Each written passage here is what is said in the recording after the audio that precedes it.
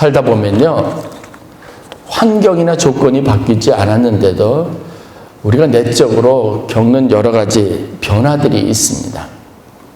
어느 날 천국과 같은 기쁨을 누리다가 한순간에 여기가 지옥이 되는 것 같은 느낌을 가지고 살아갈 때가 참 많이 있습니다.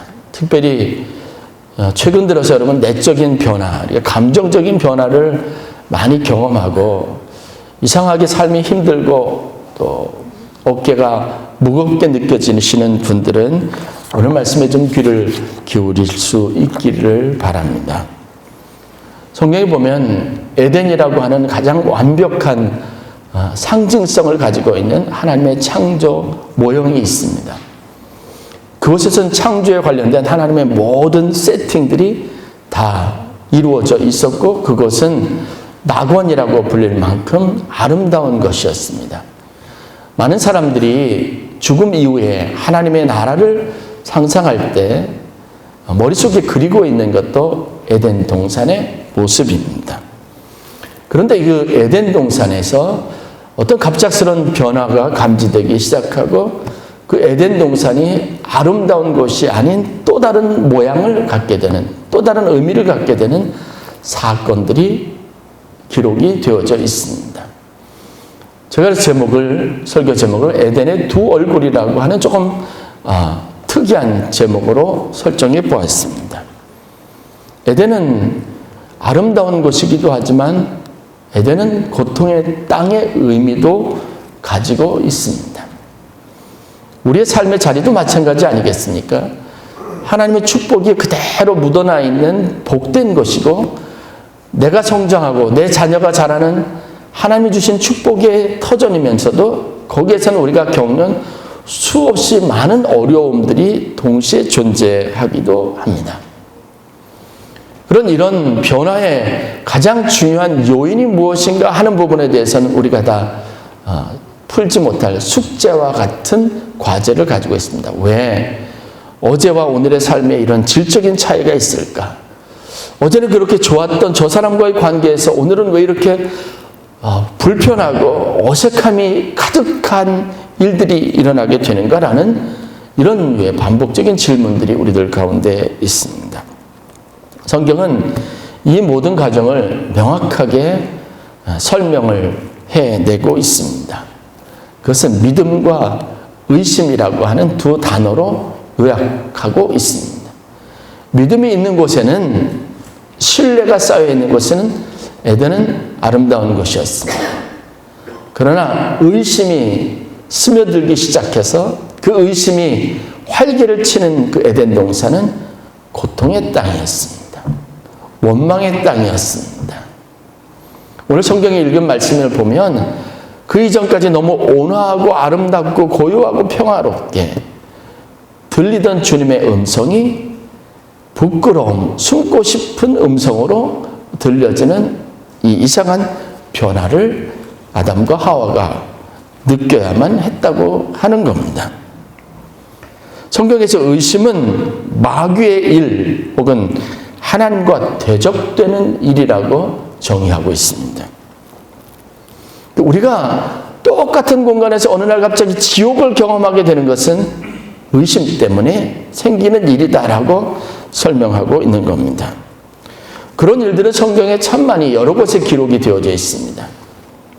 예수님께서 제자들과 함께 계시다가 본인의 영적 재충전을 위해서 기도할 시간을 따로 갖기를 원하셨습니다. 그래서 제자들을 먼저 배에 태워서 호수 건너편으로 가라라고 말씀하셨습니다. 그리고 그 밤에 예수님은 산에 올라가서 기도하셨고 제자들은 항해를 했습니다. 밤이 깊어질 때쯤 바람이 불기 시작해서 갈릴리에서 제자들은 크게 요동치는 배 안에서 두려움을 느끼고 있었습니다. 어떻게 해야 할지 몰랐습니다.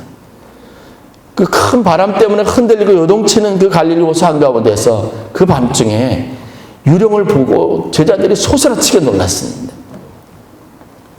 두려워했다라고 기록하고 있습니다. 그런데 그 유령이었던 그 실루엣, 그 물체가 바로 예수님이죠. 놀라운 것은 그렇게 바람이 불어 요동치는 곳에서 주님이 와서 바람과 바다를 꾸짖자 잠잠해졌다는 겁니다.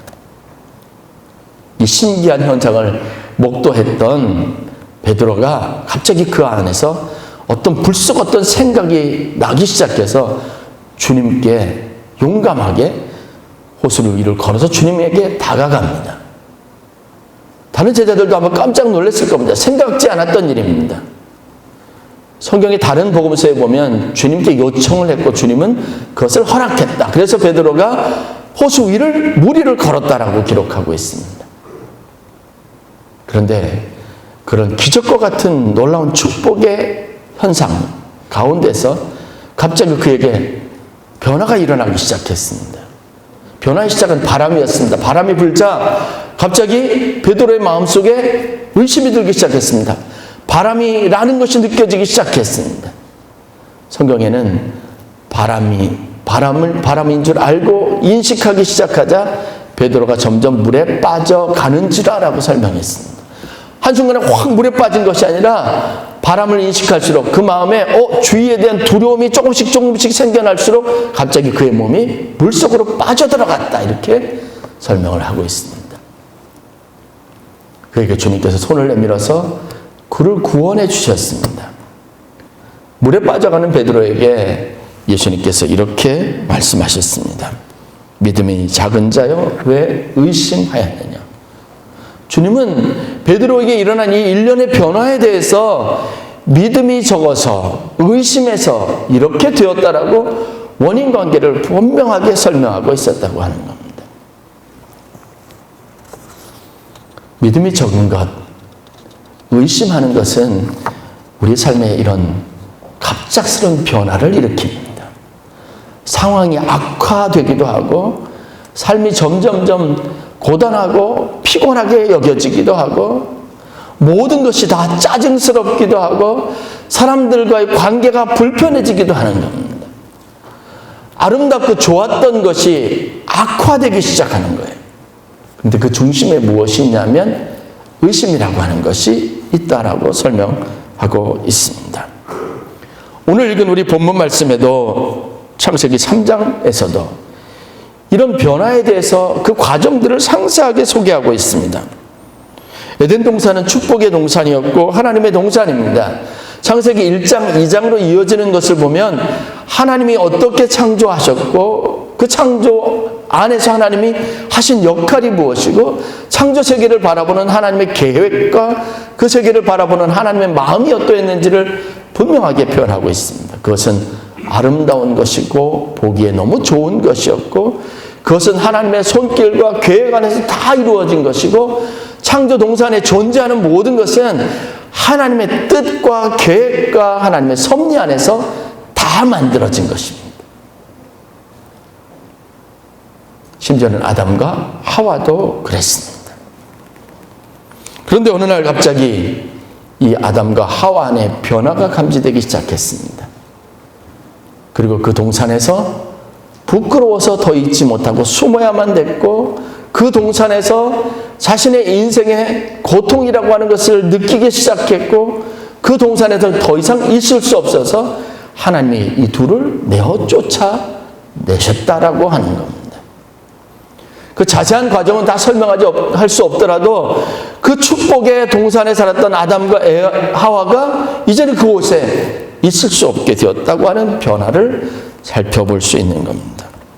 그 시작은 무엇이었냐면 뱀의 간교함, 속삭임, 그리고 그들이 마음에 뱀의 이야기를 듣고 가졌던 의심이라고 하는 것이 시작이었습니다.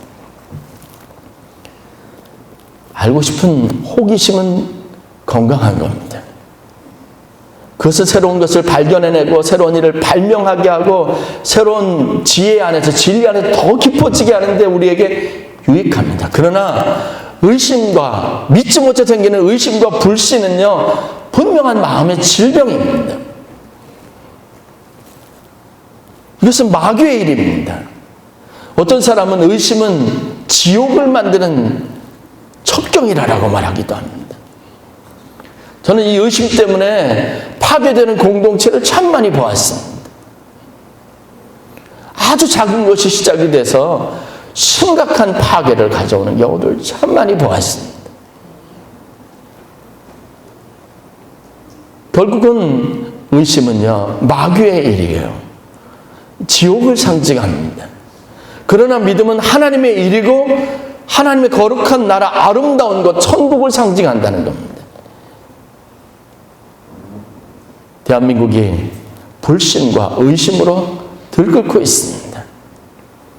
누구도 믿을 수 없습니다. 저 사람이 말하는 것이 진정성 있는지 도저히 이제는 가늠할 수도 없습니다. 그것 때문에 여러분, 우리가 얼마나 마음이 핥혀지고 나누어지고 저 사람을 믿지 못한다고 하는 것이, 위종자들을 믿지 못한다는 것이 얼마나 많은 고통을 우리 삶 속에 가중시키고 우리의 미래를 불확실하게 만드는지, 암담하고 참담한 기분을 들게 하는지 여러분 지금 많이 느끼면서 살고 있습니다. 그런데 그런 시대일수록 저희는 감정적인 것에 이끌리지 않고 자기 생각과 판단에 이끌리지 않고, 성경은 눈이 밝아졌다고 말하잖아요. 우리 눈이 밝아져서 우리에게 돌아온 결과가 무엇인지를 좀 살펴보고 하나님의 말씀의 뿌리를 두려고 하는 의도적인 연습들을, 노력들을 참 많이 기울여야 된다고 하는 사실들을 여러분들과 함께 나누고 싶습니다.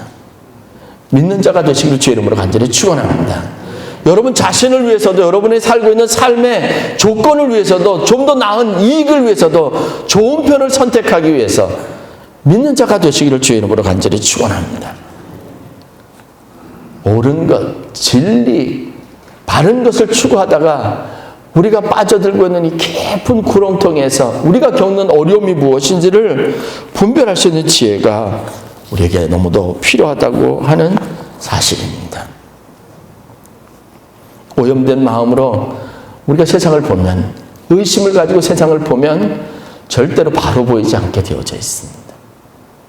비뚤어진 생각을 가지고 보면 그 사람이 무엇이라고 진심으로 한다고 할지라도 바로 보이지 않게 되어져 있습니다.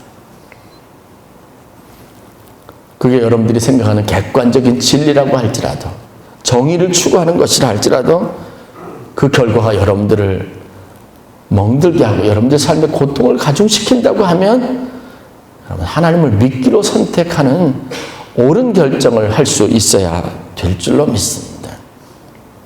마음의 생각과 감정의 뿌리를 두고 사는 인생에서 이제는 하나님의 말씀에 좀 더 많이 기대어 볼 수 있는, 하나님이 그렇게 약속하셨고 하나님이 그렇게 말씀하셨다면 그 사실을 좀 더 결사적으로 붙잡고 믿어보려고 하는 열심을 가지고 믿는 것을 선택하는 성도들이 되는 축복을 누리실 수 있기를 주의 이름으로 간절히 축원합니다. 제가 요한복음을 새벽마다 강의하면서 참 많은 도전을 받았습니다. 그래서 더 이 말씀을 준비하고 설교를 준비하고 더 힘주어서 여러분들이 하나님을 믿어서 복된 사람이 되었으면 하는 간절한 바람을 갖게 되는 것 같습니다. 예수님께서 부활에 대해서 제자들에게 참 많이 반복적으로 말씀하셨습니다. 그 부활 사건과 똑같은 원형과 모형이 되는 일들을 나사로를 통해서 또 경험하게 하셨습니다. 죽은 자를 살리는 일은 그 특별한 일이 아니라 하나님 안에서는 얼마나 가능한 일이라는 사실들을 보여주기 위해서 죽은 자를 살리는 일을 예수님께서 하시기도 했습니다. 그리고 예수님께서 잡히시고 부활하셨습니다.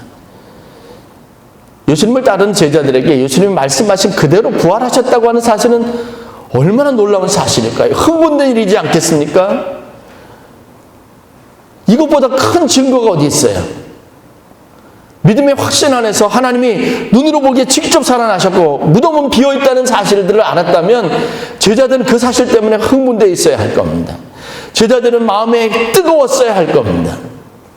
그런데 성경은 그와 정반대의 모습을 그리고 있습니다. 무덤이 비어있는 사실을 보고 두려웠다라고 기록하고 있습니다.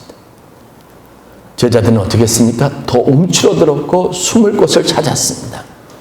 은밀한 곳을 찾았습니다. 예수님이 부활하셨다고 사람마다 찾아다니면서 외쳐대는 일들은 없었습니다. 사람들을 만날까 두려웠습니다. 꽁꽁 갇혀있는 그곳에, 완벽하게 밀폐되어 있는 그곳에 주님이 찾아가셔서 자신을 내어 보이셔만 할 정도로 제자들은 이상하게 폐쇄적이었고 숨어들었습니다. 기뻐하지 않았습니다. 그 제자들이 모인 것에 주님께서 나타나셔서 입을 떼서 그들에게 하신 말씀이 무엇인 줄 아십니까? 여러분 놀라지 마십시오. 다음과 같이 예수님께서 제자들에게 말씀하셨습니다. 누가복음 24장 38절 말씀, 예수께서 이르시되 어찌하여 두려워하며 어찌하여 마음에 의심이 일어나느냐. 의심이 일어나니까 부활하신 주님도, 눈앞에 부활하셔서 오신 주님도 믿을 수 없었던 겁니다. 그 주님이 유령이라고 여겨졌던 겁니다. 도마는 제자들이 말했던 이 사실조차도 믿을 수가 없었습니다.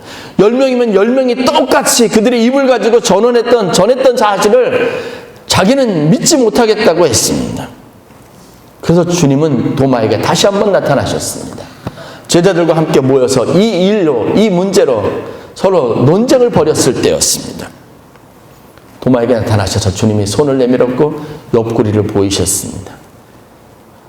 손에 넣어보라. 창에 찔렸던 옆구리에 손을 넣어보라. 말씀하시면서 주님이 이렇게 이야기를 이어갔습니다. 그리하여 믿음이 없는 자가 되지 말고 믿는 자가 되라. 여러분, 어느 정도 객관적인 사실이 기반이 돼야 여러분들이 믿는 자가 될 수 있겠습니까?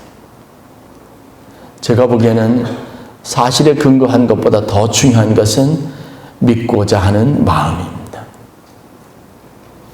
여러분, 시간을 내서 주일날 이곳에 오면서 예배를 드리면서 여러분들 설교 시간에 가지고 있는 준비된 마음이 뭐예요? 목사님이 어떤 생각을 가지고 목사님의 철학은 무엇인가 그것을 듣게 오셨습니까? 아니에요. 그렇다면 여러분들은 시간 낭비입니다. 왜냐? 내가 생각하고 내가 믿는 것과 목사님이 생각하는 것을 계속 비교만 하시다 돌아갈 테니까요. 누가 더 우위에 있으면 누구의 생각이 더 논리적인지 여러분 알려고 온 것 아닙니다. 우리가 잊고 있었고 놓치고 있었고 알지 못했던 하나님이 무엇이고 하나님의 뜻이 무엇이고 내가 내 인생에 미처 감각하지 못했던 느끼지 못했던 하나님이 어떤 방식으로 일하는지 듣기 위해서 나온 것 아니냐는 겁니다. 그래서 여러분들은 하나님이 어떤 분인지를 듣기를 원하고 그 하나님을 여러분들의 믿음의 대상자로 삼기 위해서 나오셨다고 저는 믿습니다. 그러므로 여러분, 성경에 하나님이 그런 분이시라면 그런 것으로 믿기로 작정하시고 믿음을 여러분의 삶의 뿌리로, 근거로, 표준으로 삼는 노력을 게을리하지 않기를 주의 이름으로 간절히 축원합니다. 믿음 없는 삶은 참 비극적인 겁니다. 믿음 없는 삶은 피로를 가중시킵니다. 믿음 없는 삶은 우리에게 불신하게 하고 우리의 인생에 괴로움을 가중시키는 겁니다. 지혜를 가지신다면 하나님의 말씀을 그대로 믿는 것이 어렵지 않은 일이라는 것을, 복된 일이라는 것을 여러분들이 알게 될 겁니다. 여러분들에게 필요한 것이 무엇인지 아십니까? 하나님의 힘이, 은혜가 여러분들에게 조금 더 공급되면 되는 거예요. 우리의 신앙적인 관심은 그래서 하나님의 은혜를 공급받기를 위한 것에 집중되어 있어야 합니다. 하나님의 음성이라고 내가 믿을 수 있는 성경을 한 번이라도 더 접하고 들을 수 있는 기회를 갖도록 하기 위해서 애쓰는 것이어야 합니다. 그래서 흔들리는 마음을 더 굳건하게 붙잡는 거죠. 분명한 것은 의심은 죄이자 여러분들을 병들게 하는 겁니다. 그러나 믿음은 여러분을 온전하게 세우는 힘이 있습니다. 히브리서 기자가 그가 가지고 있는 모든 신학적인 것을 다 동원하고 영적인 체험과 경험을 다 동원해서 히브리서라고 하는 위대한 책을 기록했습니다. 그가 최소한 관찰하고 살펴보았던 역사에 존재하는 많은 믿는 사람들의 행적에서 제일 중요한 그들의 성공 요인이 있었다면 그것이 무엇이었냐면 그가 발견한 것은 믿음이라고 하는 것이었습니다. 믿음이 있어서 아브라함이 그 먼 곳으로부터 약속을 바라고 오랜 1000km가 넘는 길을 이주인으로서, 이방인으로서 그 땅에 정착하고 자신들을 가게를 이루고 자식들을 그곳에 살게 하는 위대한 일을 성취했던 사람이었다는 것을 알았죠. 히브리서 기자가 이런 모든 것들을 다 열거하고 다 설명하면서 믿음이 가지고 있는 능력, 그가 보았던 믿음의 능력을 다음과 같이 설명하고 있습니다. 히브리서 11장 33절부터 38절 상반절까지 있는 말씀입니다. 믿음으로 어떤 일들이 있었는지, 그가 믿음으로 성도들이 어떤 삶을 살고 어떤 선택을 했는지 여러분 잘 들으시기를 바랍니다. 그들은 믿음으로 나라를 이기기도 하며 의를 행하기도 하며 약속을 받기도 하며 사자들의 입을 막기도 하며 여자들은 자기의 죽은 자들을 부활로 받아들이기도 하며 또 어떤 이들은 더 좋은 부활을 얻고자 하여 심한 고문을 받되 믿음으로 구차히 풀려나기를 원하지 아니하였으며 또 어떤 이들은 조롱과 채찍질 뿐 아니라 결박과 옥에 갇히는 시련도 받았으며 돌로 치는 것과 톱으로 켜는 것과 시험과 칼로 죽임을 당하고 양과 염소의 가죽을 입고 유리하며 궁핍과 환난과 학대를 받았으니 이런 믿음을 가진 사람은 세상이 감당하지 못하느니라. 그들의 성공, 그들의 아름다운 삶의 결말, 다른 사람과 다른 비결의 중심에 믿음이 있다는 것을 알았습니다. 저는 여러분들이 이런 믿음을 가지실 수 있기를 주의 이름으로 간절히 축복하기를 원합니다. 이 믿음을 가지시기를 주의 이름으로 간절히 축원합니다. 여러분들이 사는 세상은 그 환경이나 조건은 늘 어제와 오늘이나 앞으로도 계속 동일할 것입니다. 이것은 하나님의 선한 창조와 하나님의 뜻과 계획과 우리를 축복하시기 위한 하나님의 조건 안에서 만들어진 것입니다. 믿음이 있다면 에덴 동산에서 복을 누렸던 아담과 하와와 같이 여러분들이 그 삶에 복된 것을 알고 그 세상에서 하나님의 아름다운 것을 즐거워하며 하나님을 찬양하는 시간들을 살아낼 겁니다. 그러나 믿음이 없으면 그것은 여러분 엉겅퀴와 가신덤불로 가득한 고통의 땅이 될 겁니다.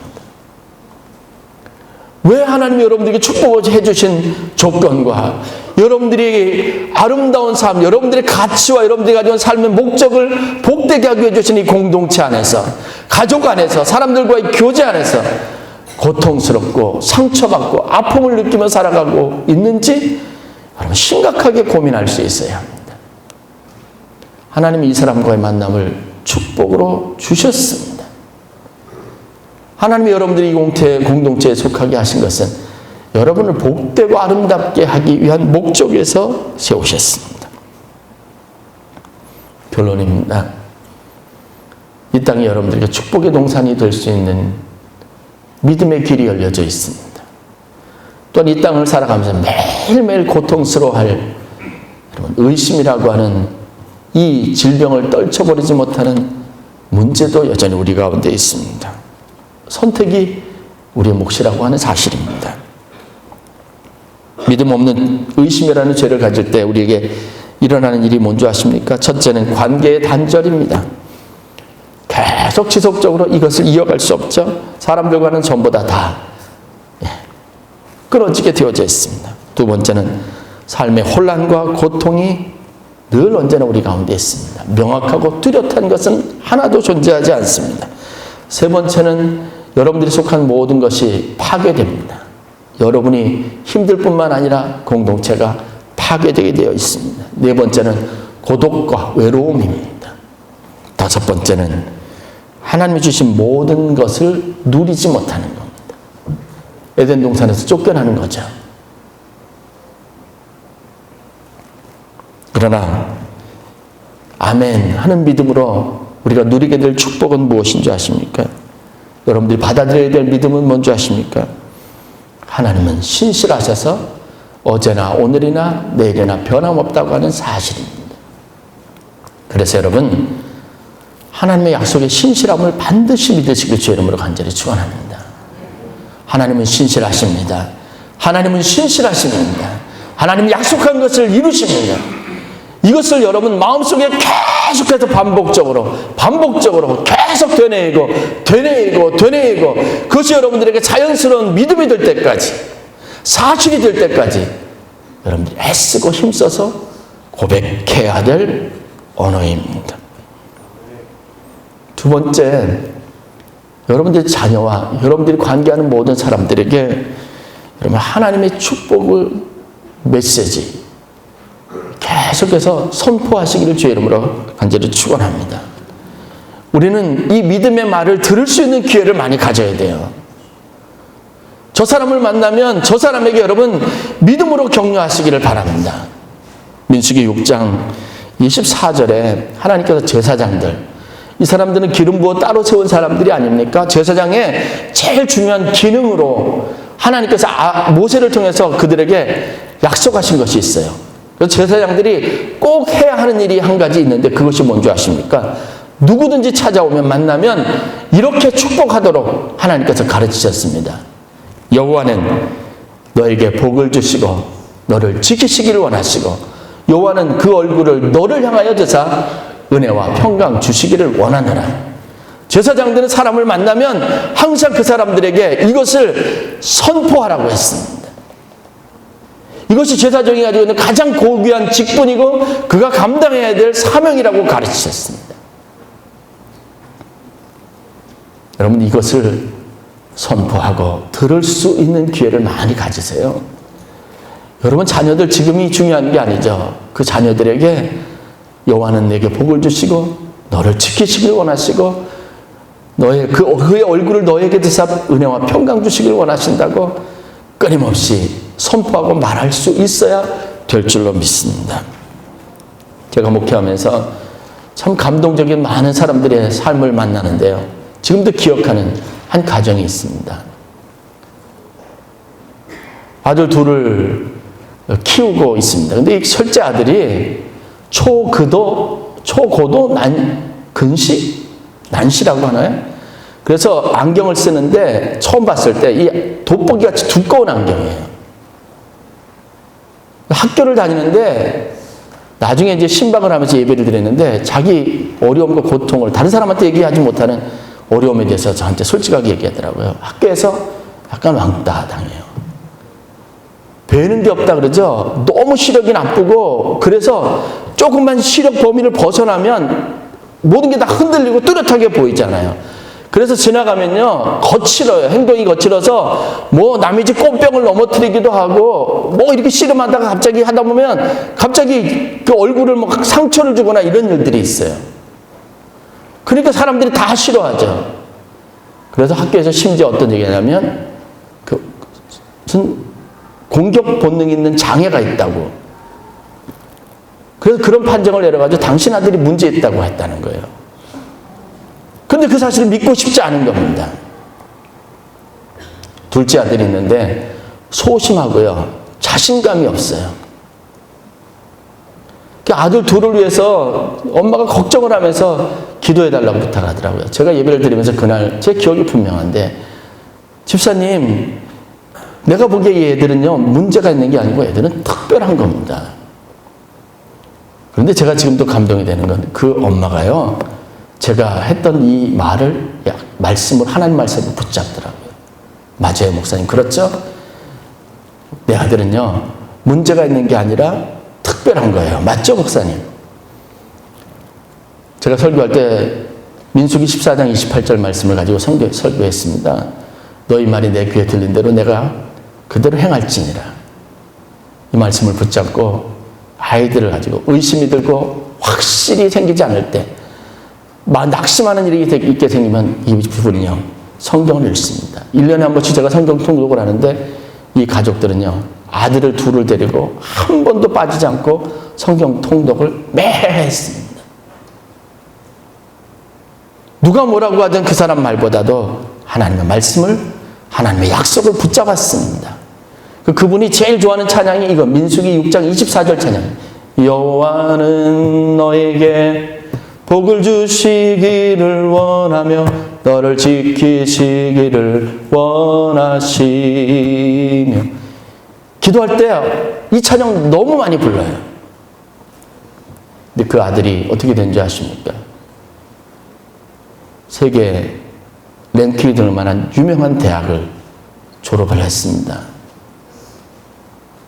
그 아들 대학 보내려고 운전하면서 식당에서 아르바이트 하면서 열심히 했어요. 대학 이후에 졸업하고 취직이 안 돼서 낙심할 말도 안 돼 하나님의 약속을 붙잡았습니다. 그리고 2년 시간이 지나서 지금은 어떻게 된지 아십니까? 전액 장학금을 받고 미국에 있는 주립대학에 박사과정에 입학을 했습니다. 한 번도 너는 안 된다. 그 생각 왜 안 들겠어요? 그런데 그 사람들의 말에 귀를 기울이지 않고 그것 때문에 의심하지 않기 위해서 정말 애쓰고 노력해서 하나님의 말씀을 붙잡으려고 하더라고요. 그런데 그렇게 하나님께서 하나하나 약속을 성취해 가시는 놀라운 일들을 보았습니다. 모르겠습니다. 무엇이 진리이고 진실인지, 무엇이 우리가 잡을 만한 건지 우리의 판단으로는 명확하지 않은 세상을 살아가고 있습니다. 그러나 분명한 것은 우리가 하나님을 믿는 믿음입니다. 하나님이 그런 약속을 내게 주셨다면 지금 어떻더라도 끝까지 그 약속의 말씀을 붙잡으시고 그 하나님을 믿는 믿음으로 여러분이 사는 것을 에덴 동산 축복의 땅이 되게 하는 그 선택을 통해서 여러분들의 인생이 복된 것이 되기를 주의 이름으로 간절히 축원합니다. 기도하겠습니다.